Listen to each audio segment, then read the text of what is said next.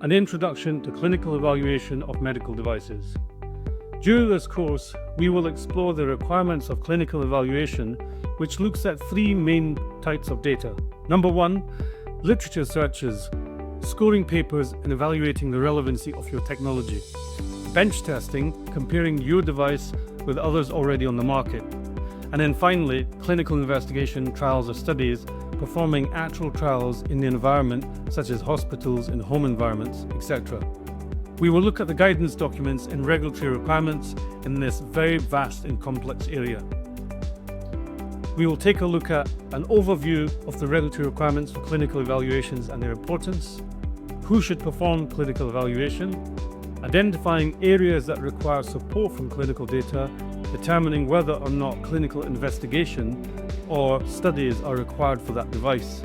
We will then take a look at the research methodology, the sources of data, how to analyze the data, screening and selecting, and then also looking at equivalency of devices.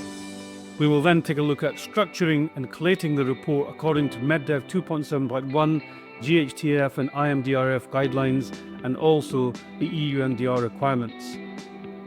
We will take a look at an understanding of what is required to complete a successful clinical evaluation using a plan, literature search protocols, and then doing the analysis and then finally writing up the report.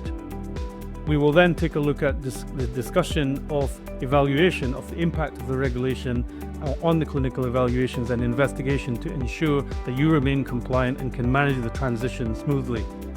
We will examine how the clinical evaluation report is linked to post-market surveillance and risk management, and then finally assess post-market clinical data for existing products to examine how requirements will change with the new regulations.